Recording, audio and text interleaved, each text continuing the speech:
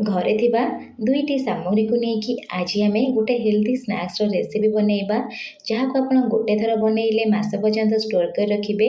आपण मैंने देखिपे केते डेलीशियस बनी।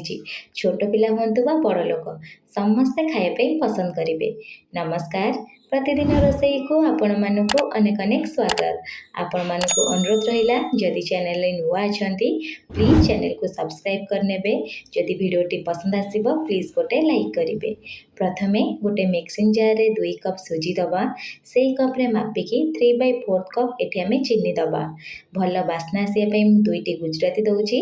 दे सारा पर आपको आमे कौन करिया ना ग्राइंड करी आनिबा। पानी देबेनी, सुखिला ग्राइंड करेंगे। ग्राइंड कर सारा पर आपको आमे गोटे मिक्सिंग जार को ट्रांसफर करवा। आपण माने देखि पारुथिबे केते भल से पूरा ग्राइंडिंग हेची। एबे आमे कौन करवा ना एथरा अलगा जिंस यूज करवा। मैं एठी गोटे कप मैदा दउची बाइंडिंग पाई। आपण जदि हेल्दी उपाय बनवाई चाहूथे ताले मैदा जगह एठी आपण अटा दे पारिबे। भल टेस्ट आसिया 2 चम्मच मैं धला राशि यूज करिछि। स्वाद हिसाब रे लुण दबा।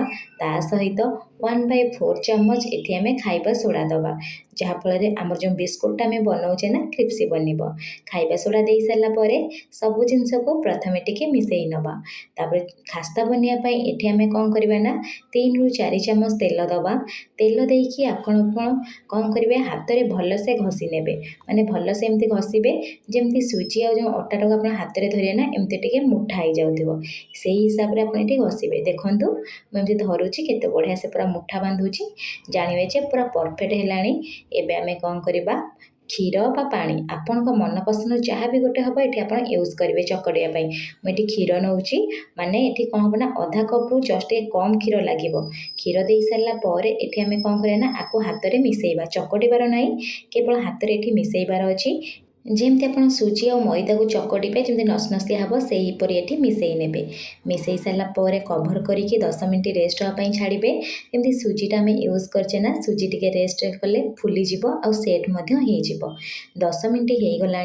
मुझे कभर को काढ़ी नौची आपन को पूरा डोर चेक कर देखई दूसरी देखिपे जमी आप नसनसिया देखते ना पूरा टाण टाइप ही एमती टे मिसई नवा।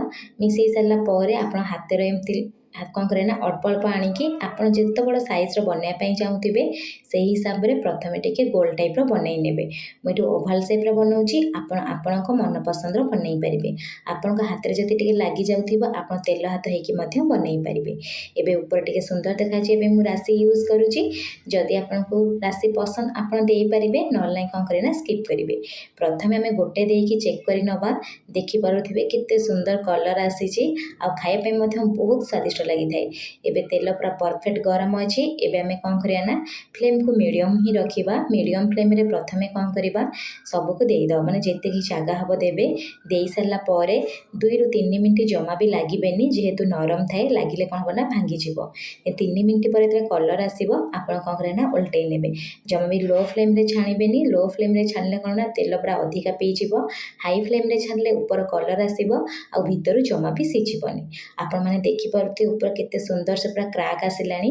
जेते भल क्राक आसीबो सेते खास्ता बनिबो। एबे आमे कौन करिबा ना फ्लेम को ऑफ करिबा आकु छाणी नबा। देखंतु केते बढ़िया से गोल्डन कलर आसीची। आपण गोटे थर ट्राई करंतु मो सहित शेयर करंतु। धन्यवाद।